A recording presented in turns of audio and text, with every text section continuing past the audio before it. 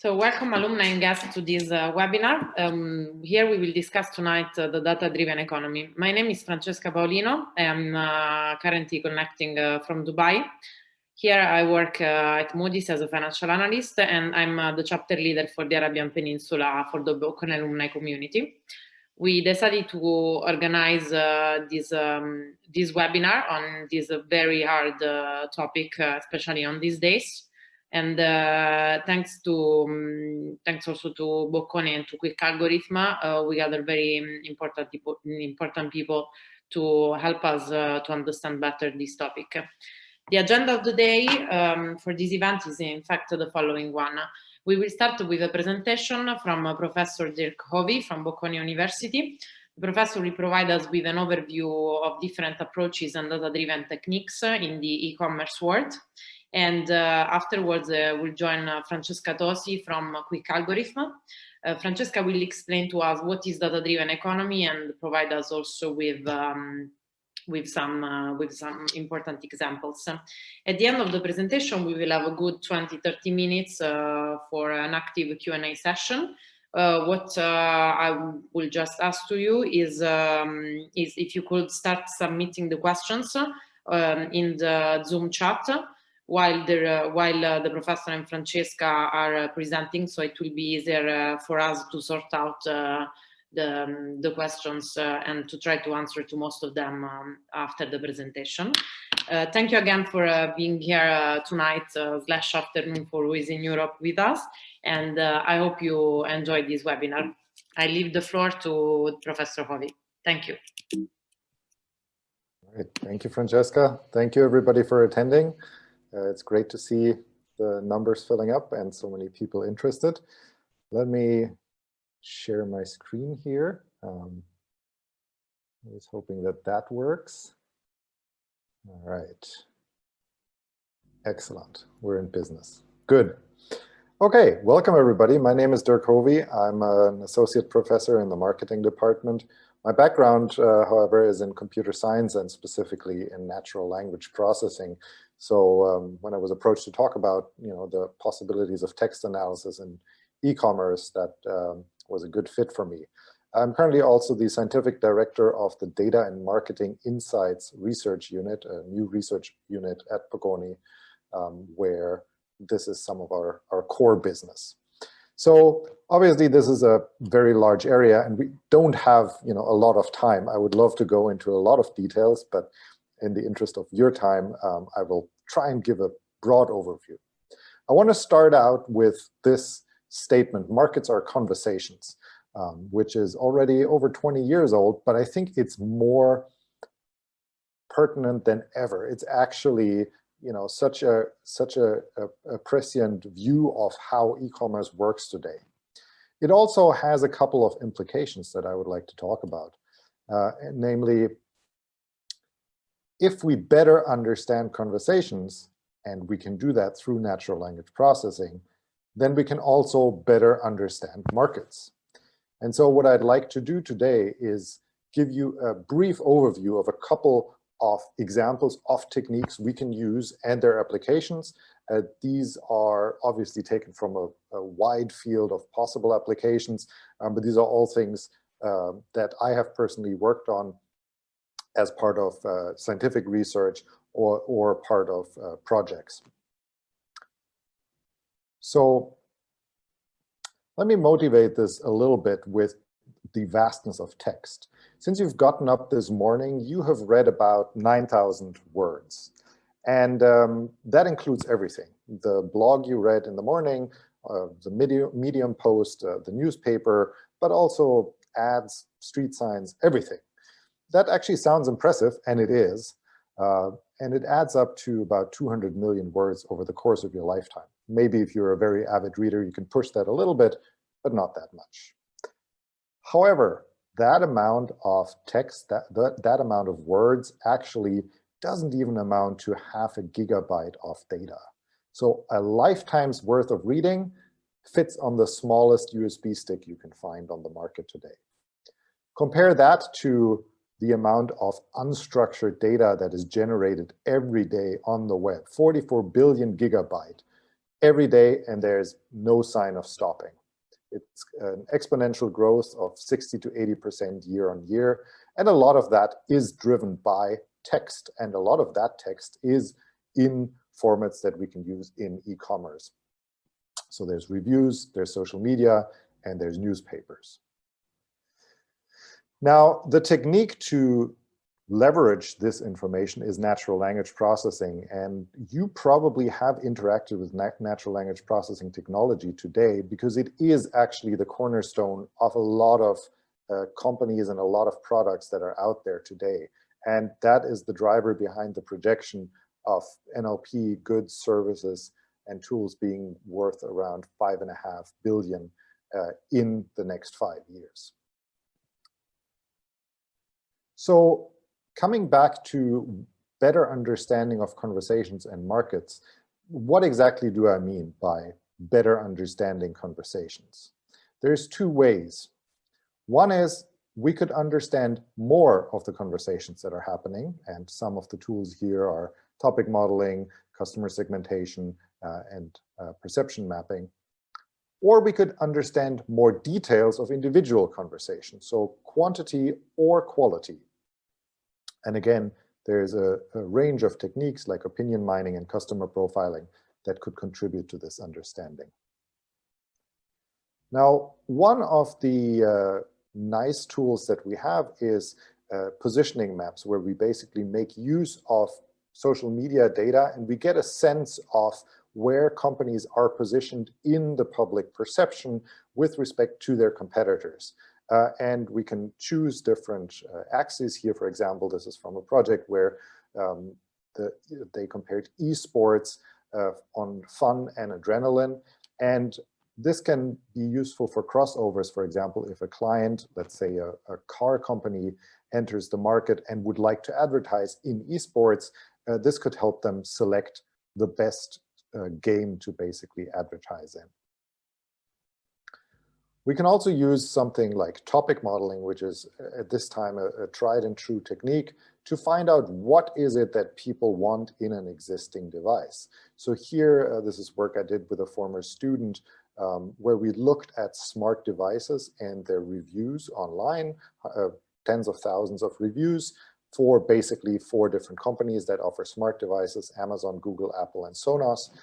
And with careful analysis and topic modeling, we found that there are 8 main dimensions that people are interested in: the price of the product, how well it integrates, the sound quality, the accuracy when you interact with it, the skills it has, so what kind of things it can do for you in your house, the fun aspect, how fun is it to interact with it, how easy is it to use, and what is the music quality. And you can see applied to those 4 companies, we get basically 2 distinct curves. We have Apple and Sonos in one market, which is dominated by sound quality. And then we have Amazon and Google, which sort of, do equally well on each of these dimensions. But, this shows us that customers sort themselves into preferences when it comes to what they want in a device. And this can be extremely useful in marketing campaigns or in the positioning of those companies. We can also look into content that gives us insights that we wouldn't get from quantitative data. Here is a view of the most reviewed categories for online services in Denmark by women. And this is ordered by age. So at the bottom, we have the different ages. And we see here this category highlighted is gaming, e-gaming, which is surprising because it peaks around 40 years. Now, this challenges our perceived perception of, who a traditional gamer is. You probably had not thought about a 40-year-old Danish woman as the prototypical gamer. It turns out that, this graph is actually misleading. If we use text analysis, what emerged very quickly was that some of the most prevalent word combinations are the Danish phrase, my son. So it turns out, despite what we see in this graph, it's actually driven by women in their 40s buying games for their kids, specifically for their sons. Here's work that a former student of mine did, who basically was interested in tracking the sentiment of public newspapers, looking at the business section of a German and an English newspaper, the Guardian and the Frankfurter Allgemeine, and correlated that with the business and consumer confidence index. And it turns out that those indices, which have to be surveyed every month, and it takes a great deal of effort and cost, can actually be approximated fairly well with this very cheap, very fast, and very accurate daily sentiment, which can be collected at basically an hourly level and processed. And it turns out that it's highly correlated. It actually also serves as a really good indicator for other indicators, such as the GDP of a country. So this is a very fast, agile, and cheap technique to make forecasts, but also understand what is going on in the market and how people are positioned. It can also help us understand how customers perceive a certain product or what they associate with it. We did a recent study where we looked at a lot of wine descriptions, something like this, written by experts online. And we can, by trawling hundreds of thousands of them, find out what are the features that the customer associates with a wine from, say, Tuscany. And we find that they're described by these words, which describe the taste, the smell, and also the texture of wines. And that can help us better understand what is it that the market expects, what is it that the customers want in a typical product of a certain category. We actually use a tool that we have developed at the DMI, and which is freely available online under this address. It's called Wordify. Basically, requires you not to know any programming. You can simply use an Excel spreadsheet and you'll get information about what the most indicative terms are for your categories. We can also do work with customer profiling. Now, this is obviously a wide field that goes beyond text. We can look at a customer's purchase history and see whether we can detect pattern to forecast what they will order next or what we should offer them. Here in this case, we should offer them probably coupons on this. It gets a little bit easier if we replace this with different colors. So it's yellow, orange, and brown. So here for week 6, we should predict brown again. Now, we can find patterns in the individual behavior of customers, but we can also find patterns in similar groups of customers. So here you don't see a pattern week on week. However, if you compare to similar customers, you start to see certain regularities emerging. Now, it's still difficult to know what we should predict in week 6. This is actually based on a real example of something Target did. It turns out that these people that are pictured in blue here were all pregnant women, and what they bought next were baby products. So this basically reflects their changing preferences over time. But if we can see that this is a larger group of consumers, we can react to that. Obviously, this entails a couple of ethical and privacy issues, but that is something we need to review on a case-by-case basis when we do these forecasts. Lastly, I want to talk about something that has recently become very, very popular because the technology has made huge leaps in the last 3 to 5 years, and that is text generation. We now have tools that actually can generate real-looking and consistent, coherent texts of sizable length, not just a single sentence, but actually, for example, an entire email. One of these tools is called GPT-3, was recently released by OpenAI. And for example, we can feed it with a couple of examples for emails that we would like to have to reach out to customers. And then we can have this tool generate more versions of this and then use other techniques such as A/B testing or multi-armed bandits to find out which of these is the most effective to generate click-through or eyeballs. So coming to the end of my time, I want to leave you with this brief overview. NLP in e-commerce can help us with a range of applications, from finding out the perception of the customers, modeling who they are and how they behave, to finding out more about the perception of our product, our positioning in the market, and even the creation of textual content for our customers. That's it from my side. Thank you for listening, and I'm looking forward to your questions. Thank you, Professor Hovy. Now is the turn of Francesca. Francesca, you can start sharing your screen as well. Thank you, Professor. Thank you, Francesca. Let me just share my slides. Just a kind reminder for all the participants and for who joined while the presentation of the professor was going on. You can start submitting your question in the Zoom chat, so it will be easier for us to sort them out and to cover them all. Thank you, and Francesca, you can go ahead. Thank you. So if you can see my presentation, I would just like to thank you also my side for joining this webinar. I'm Francesca Tosi. I am a Corporate Strategy and Operations Manager at Quick Algorithm. And my job today is to give you a brief introduction to how the data-driven decision-making is reshaping the business landscape. So for those of you who have never heard about Quick Algorithm, we are a startup which has as a mission, as a vision, to make data-driven decision-making smart and accessible to any company, institution, and individual. So obviously, the topic of the webinar today is very on topic for us and our mission. We help companies becoming data-driven, and we are now focusing on, let's say, non-sensorized type of data. So that depends on human interactions with machines, let's say. So to start with the topic of today's webinar, I would like to give you a brief introduction into what is the data-driven economy.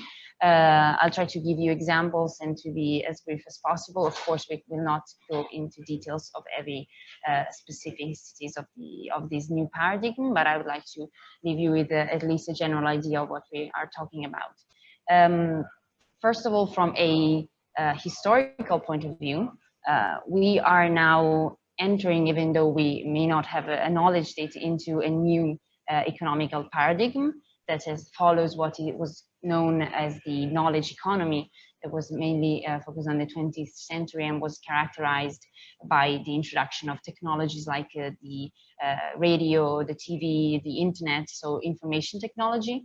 And we're now entering, let's say, from 2008 into the data-driven economy, an economy that, as the name said, is based on data. These are just some of the main characteristics of the data-driven economy. We will try to deep dive into some of them and skip others very quickly. So starting from maybe the most important one, especially for companies, the data-driven economy is characterized by analytics competitiveness. What does this mean? It means that companies are becoming more and more competitive in the way they use data. So for companies such as Facebook or Amazon, it's easy to understand how data is impacting their business. But I want you to know and to remember after this presentation that data are not just for these tech giants to be used. Also, small companies can use data and take benefits from the use of data. So I would like to start with an example that is really small to leave you this idea of how everybody can use data. So this is an example of a local butcher in England who saw the business dropping a little bit from the introduction, from the birth of a supermarket close to the butcher shop. So the butcher owner decided to introduce a very data-driven approach in the company.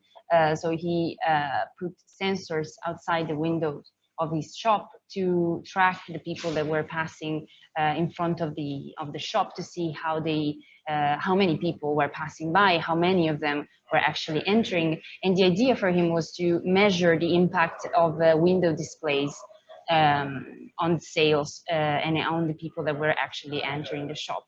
What he found out was, okay, yes, he was able to gather information on what window display was more effective.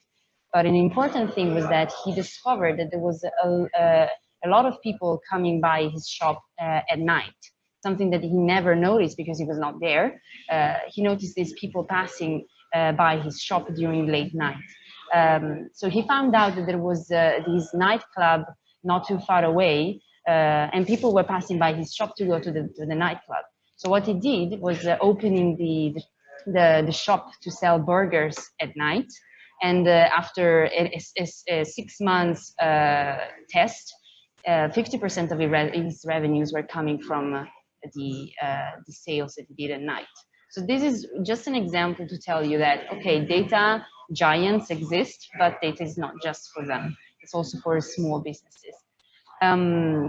Another characteristic, or let's say a technological important change that has been during the data-driven economy is machine learning. Machine learning is the technology that we can say have allowed the data-driven economical paradigm to change.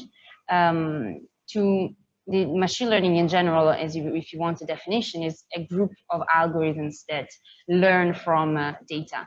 But to give you an idea on where machine learning stands in terms of all the let's say, the components of the data-driven economy and the names that you will hear me talk about during this presentation, you can think about machine learning as an engine. So now maybe the more technical people will tell that there's some inaccuracies in my metaphor, but I think it's a really important image for people that approach this word for the first time to understand how these things work together. So machine learning is like the engine of a car. So an engine needs fuel to run. So the fuel of machine learning is smart data, what we call smart data. So smart data is nothing but a purified version, let's say, of big data. So big data are transformed, purified, cleaned, and transformed to become smart data. Nothing more than what we do with oil. So we have oil, we decide to do gasoline from oil, we transform it, we clean it, we purify it, and then we use it for our engine. Of course, all these things are useless if we don't have an application for it. So machine learning is the basics, let's say, of modern AI applications. There are also other types of AI applications that are not based on machine learning, but let's say that most of the modern AI is based on machine learning algorithms. So this is just to give you an idea of where all these components stand and where they interact, let's say. I just like to make you see a small video. I hope you can hear the audio. I checked that I'm sharing the audio of my computer. Let me know if you don't hear it. But this is just an example of how Netflix used machine learning to enter the French market. So here you can see of how in this case, a well-known name in this field is using machine learning not only to build its strategy, marketing strategy in this case, but also how it is implementing the strategy and taking actions based on the results coming from their application of machine learning. So I'll leave you to the video. In September 2014, we launched Netflix in France. It was a big challenge with such a skeptical public. The only way to succeed was to be perfectly relevant. Luckily, we had the most adapted tool, Topics Model.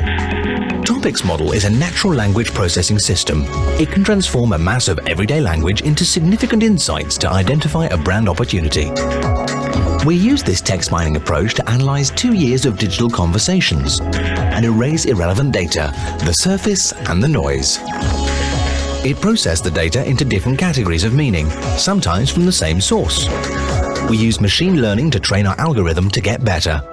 This unique system enabled us to dive into the French mindset. We interpreted all the data with our knowledge of the local market to come up with 3 essential insights. The French love culture, but they're among Europe's biggest pirates. They love innovation, but they're skeptical of what's new. They love revolutions, but they're very conservative. Basically, we needed to break conventions without asking them to change. Thanks to Topic's model, we decided to create a platform inspired by you and came up with a creative revolution. A campaign made of gifts, inspired by people's everyday life and typical French attitudes, connecting them to a good reason to watch Netflix. Skeptical? Try the Netflix platform for free.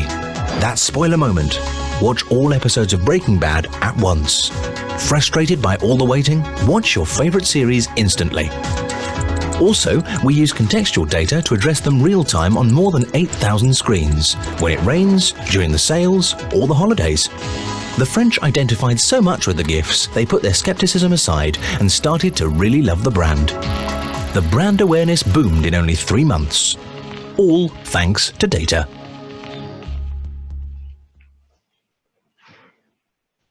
So this is a very good example, I believe, on how a strategy can be created and implemented using data. So Netflix obviously is a digital champion, but I think it's of inspiration to understand what can be done. We talked about machine learning, moving from to the oil of this engine.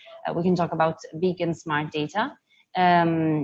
Nowadays, in what we call the data-driven economy, we are generating a huge amount of data, an unprecedented amount of data. Just think about what we do with our smartphones. And we are now able to store much more data and analyze increasing amounts of data. Professor Hovy before talked about the way customers can be profiled using data. And this is what is at the base of Amazon recommendation system.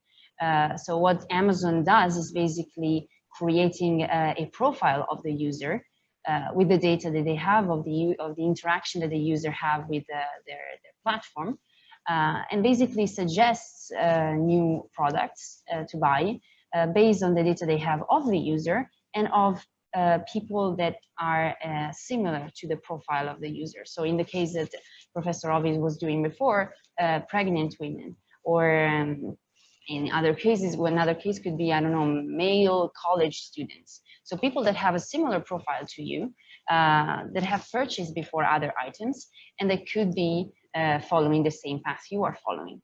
As we said before, data are the fuel of all this.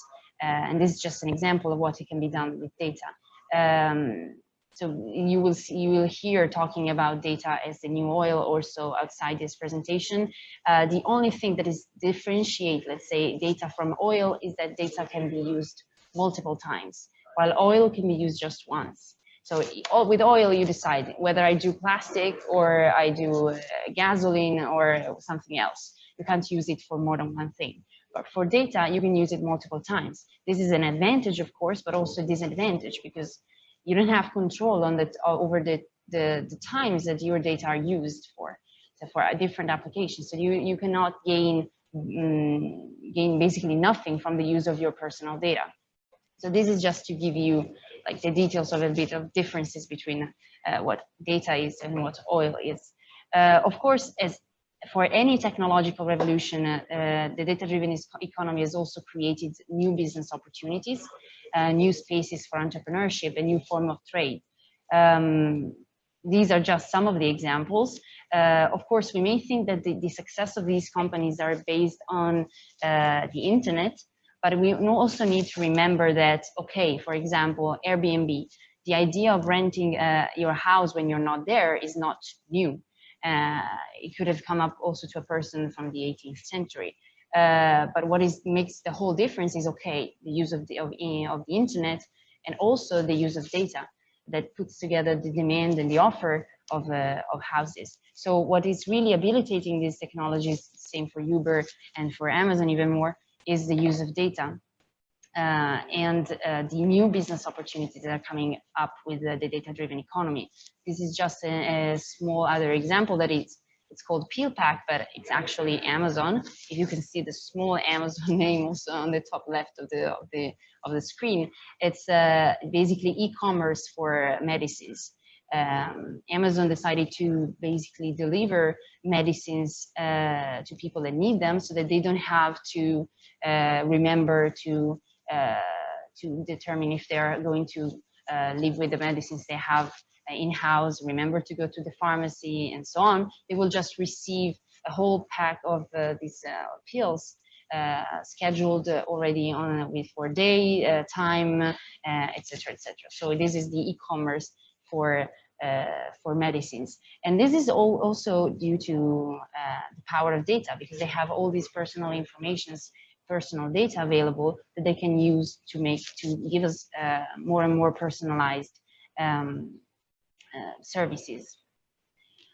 So these are just, as I said, some of the characteristics of the data-driven economy. One important one also is the systemic risk coming from all these data in the hands of just few companies. You just need to think about the fact that AWS, which is Amazon Web Services, the cloud provider of Amazon, owns 30% of the cloud services market. So of course, I think Google takes 10% and Microsoft another 20%.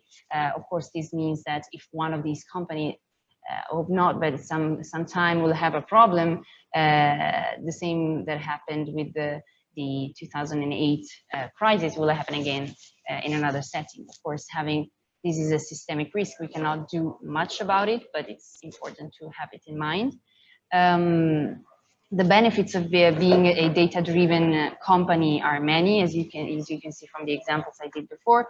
So of course, we all know the Forbes statement that for the 40% of the top performing companies are data-driven. Being data-driven gives you more flexibility, you become more agile and more open to business opportunities, and give you more control on the decision-making process, the quality of your products, the costs of your company, and so on. Of course, there are challenges. So here, to make another small metaphor, a non-data-driven company is like a Frankenstein monster. So every part of the body work together, but they're a bit separated. So the information flow is not smooth. So you're a bit clumsy as a Frankenstein monster. If you become data-driven, all these data flows together in one central brain. So you become more agile and more like an athlete than a Frankenstein monster. To just give you an idea. So all the divisions of the company work together, coordinate. The information flow is working to make the company more agile and ready to change to them according to the market change. Here are just some suggested readings. Some of the examples you saw in the presentation come from these books. So I strongly recommend them if you're interested in the topics. And thank you very much for your attention. I'll leave you to Francesca to handle the Q&A. Thank you, Francesca. Thank you, Professor Hovy. I guess we can start. We already have a few questions here in the chat, and please some of the other ones. First question I would like to address, and just for easiness of everyone to understand it, I copied in the chat for everyone. This question is from Alberto Accogli, who is dialing in from Dubai. Alberto is asking, we have seen how applicable machine learning is for large businesses, but how affordable is it for small ones, considering, for example, to buy it as a service? I leave it to either Francesca or Professor Hovy to take it. Yes, so if I may say something about it, I will then leave the floor to Professor Hovy. So of course, like big applications like the one I saw before need increasing amount of information, like huge data sets that can train the machine learning algorithms. But I dare to say that not all the machine learning applications that we saw are just for giants, and this is something that we actually do as a company every day, because we sell our platform that is called Scops. You can, if you want, we can talk about it in a separate session. But what we do is basically selling machine learning, a machine learning platform that can be used basically by everyone as a software as a service. So of course is usable also from small businesses. There are certain applications that I believe are in need of large amounts of data, but there are others, maybe more simple, but not for this reason less robust, that can, I think, be beneficial for also small companies. Yeah, maybe I should add at that point that machine learning is designed to scale really well. And if you want to do what Netflix does or what Amazon does or what Google does, then you have to scale it. And obviously you'll have to have the infrastructure or buy services for that. But yeah, exactly. Machine learning can already, be extremely valuable at a scale that, is easily affordable, that's easily achievable if you don't have, crazy infrastructure or, access to really expensive services. There are a lot of services that are at a reasonable price, but, depending on what kind of problem you like to tackle, there are things you can do. So in the classes I teach, students typically finish with a project where they do some real analysis on real data, and they do that with the tools they have on the computers they have. Francesca can speak to this. She has done this herself. So there is a wide range, and there is the possibility to go large scale and go to the extremes, but there's by no means the requirement to have something really huge and expensive. There's a wide middle ground, and I think the more techniques are out there and the more knowledge you have, the better you're able to make use of that.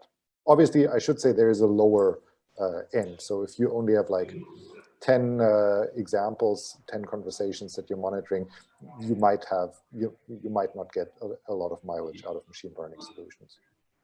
Also, if I may add one thing that Professor Hovy made me come up to my mind, there are also, with the data-driven economy, also comes availability of data that was not available before, also to huge companies. So like, for example, for the projects that Professor Hovy follows, we used data coming from social media.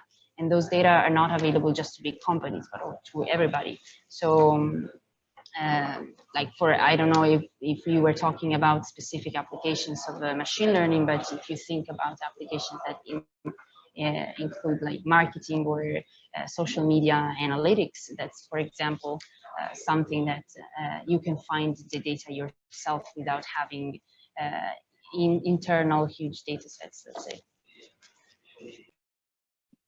Okay, I guess we can pass to another question. We have a question from Mohamed Dardati. I guess the most interesting one is this one. It's for Professor Hovy. Mohamed is asking, where do you see the role of NLP on dynamic pricing? It's a good and very specific question. You can explain to the public and the non-expert data science what are dynamic pricing as well. Thank you. So the idea is that with NLP, you're very flexible and you're very good at processing data in real time at large amounts, as we just talked about. So if you have the appropriate data source and you can set up a system that reacts, and I should say you're sure that the data source you're capturing, the text you're capturing, actually represents an influence on the price you'd like to control and to vary, then yes, absolutely, this will give you leverage. This will give you a very precise and very fast way of reacting and to, potentially also learn a circular loops to, how to change the price based on a signal that you got from text, and then see maybe how that is perceived. For example, if you, have online message boards, or if you have social media output. The problem here is a little bit to see how strong is your signal. So I have a lot of students that want to work on something related, namely, can we predict from text, from social media, for example, development in the stock market, right? And there is some signal there, but it's also such a complex situation that you're only with text, you're only capturing one thing in social media, right? So Elon Musk says something, and then the price of the stock price of Tesla fluctuates, but it's only one in a number of things, right? There's also the general economy. There's the pandemic that hit, right, which is really hard to foresee with these models. So if you have a situation where there is a direct connection between the text data that you're capturing, the conversation you're listening in, and the price you would like to control and to vary, then yes, you have like a very flexible tool. If, however, the price you're looking at and the text are only, mildly correlated, then, this might not be sufficient. Thank you. Bit more broad and about how does the future look. We have a funky question from Nicola Fasi. It's very similar to something I wanted to ask. Nicola is asking, it seems that big data, machine learning, and e-commerce are strictly connected. Could this destroy physical stores in the sense that all in-house buying is what we will need in our future? What do you predict? Making predictions is hard, especially about the future. I think that I liked one of the examples that Francesca gave about the butcher shop in England, right, which is a brick and mortar store that could use data-driven techniques to optimize their business model. So I don't think that it's only available to sort of big companies, and that physical stores are completely going out of business, especially if you're in the experiential area, right? Like if people want to go to a store to see the product or interact with the product or service, I don't think that it will affect that. What we're seeing right now with the move to a lot of e-commerce, that is probably more facilitated through external influences like the pandemic and the need for people to get things online. In general, I think you're right. We're going to see more of a move to e-commerce, and obviously there it is easier to apply these techniques. I don't think there's a causal relation that by moving to big data techniques and data analysis, machine learning, you're necessarily hastening the demise of the physical store. And I think in certain areas the physical store is just irreplaceable. So, but that being said, e-commerce does benefit from and interacts well with machine learning and with big data. I don't know, Francesca, whether you have. No, I mean, I agree on everything that Professor Hovy just said. As I said before at the beginning of the presentation, we strongly believe in the democratization of data science. So, of course, this is part of what we do. We believe also that analytics competitiveness, as I said, is going to impact all the sectors and all types of businesses. So, of course, I believe that there will be a change also for brick and mortar stores, let's say.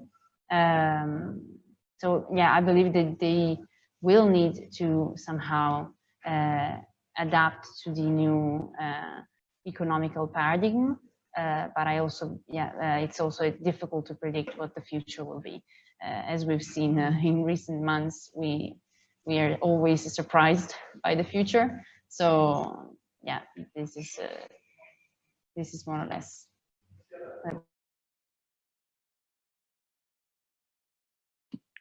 Great, thank you very much. We have a question from Ranga from Dubai, one of our alumni here.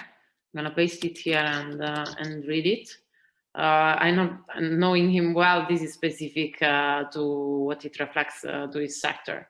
So he's saying there is a new economy building around wellness products and services, and information is presently scanty and often with privacy issues. How do you see this evolving? Will it follow the path of traditional existing industries? How can businesses access relevant data to gain from new opportunities?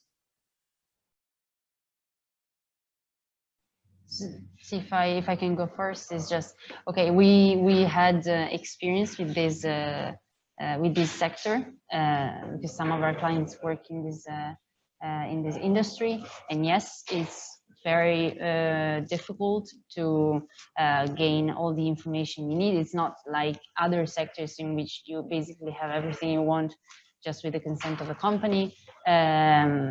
So yes, it's more difficult, but I believe it's not impossible.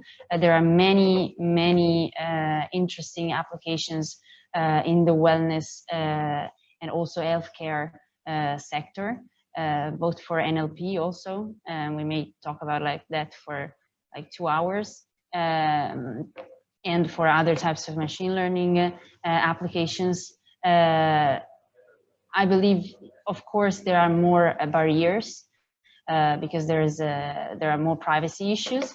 But I've seen great projects being done in this sector. So I believe that yes, maybe there are some more difficulties at the beginning, but the results are potentially very good in this, and also very beneficial both to the companies working in this sector and the consumers of this type of companies. So yeah. Yeah, just adding a little bit. I think what Francesca showed in her presentation about data being the new oil and in its various stages. I think one of the main challenges, which has been the main challenge in AI in general, is to get the right data and in the right amounts. So actually a lot of the big problems in AI were not solved by crazy new algorithms or more computational power. Sometimes the latter, but rarely the former, but by the right data sets and the right amount of data being available. So once you have the right data and the right amount, then a very simple algorithm can actually already be very, very powerful. And I think in depending on which industry you're in, and it depends on each industry and on your needs, on the access of data you have, the new scout, the new oil finder is the data scientist who knows where to look for the most informative data for your specific setting, for your specific problem and for your interests, and how to get the right data and in the right quantity. And I think that becomes relevant independent of which area you're looking at. Thank you very much. I wanted to say, yeah, so I could think of one example in the meantime where NLP and dynamic pricing might work together. So say you're operating, I don't know, an online car service where people can call up a car on their phone, and you might vary the price based on surges in demand. If you're linked to localized social media, and there's a big event happening, or people are talking about a localized thing that there's a technique called geolocation, which allows you to basically map what people are saying to a specific place in the world. That could help you predict a surge in interest, and thereby help you sort of vary the price and adjust it to the expected demand based on, for example, social media chatter. So that is an example, like a concrete example that I could think of. Whether that's actually done or not, I don't know, but I could imagine that if you were a company that had such a business model, that would be something you could do. Thank you, Professor Hovy. While we wait for the last questions to be submitted, we have still 5 minutes for the Q&A. I would like to ask something a bit greedy, being a financial analyst. I really like the slide where you said data is the new oil. So being located in Middle East, where most of the wealth comes from the oil, where is the Middle East of the data?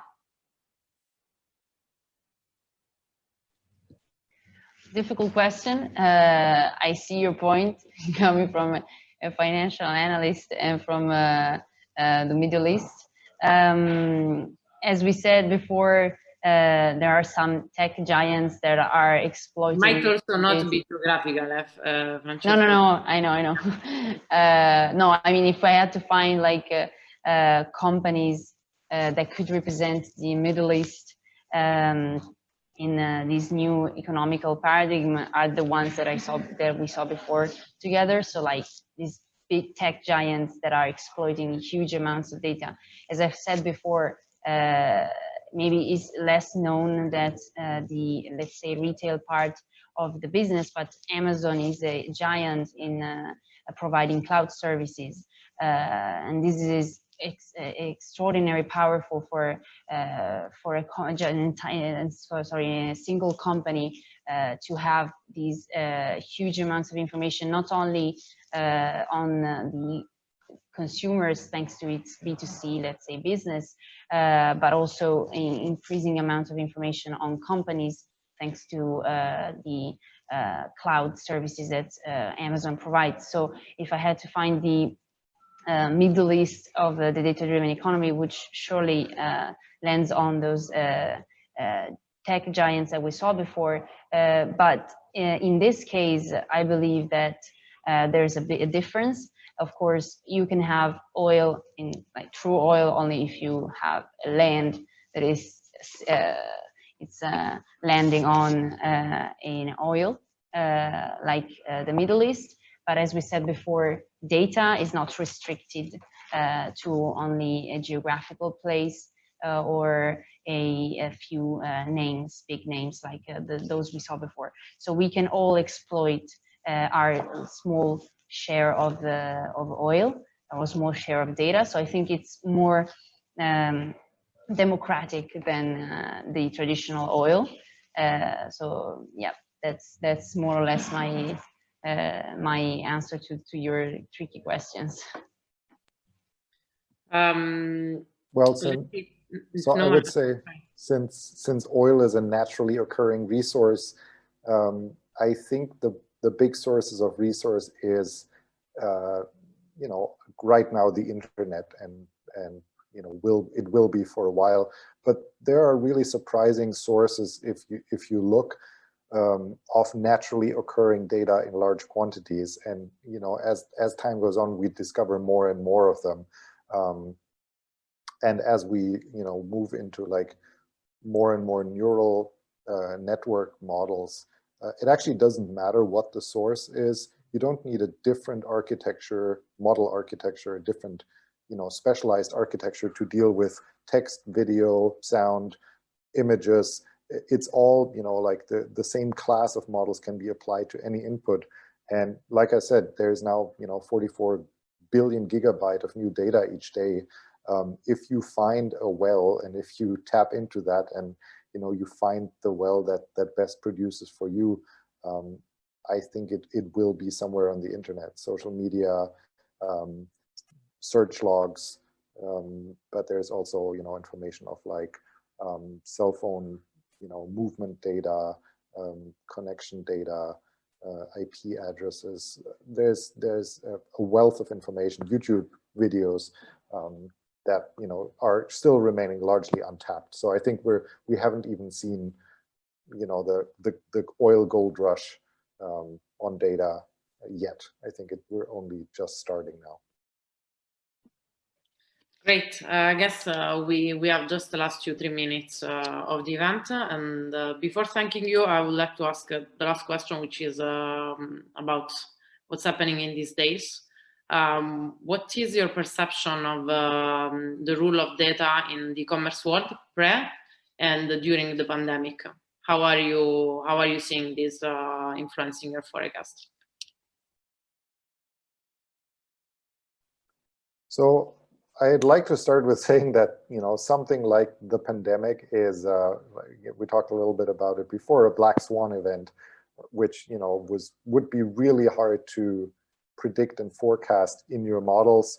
And even if it was possible, it would probably be so rare and so different the next time around that would be hard to incorporate.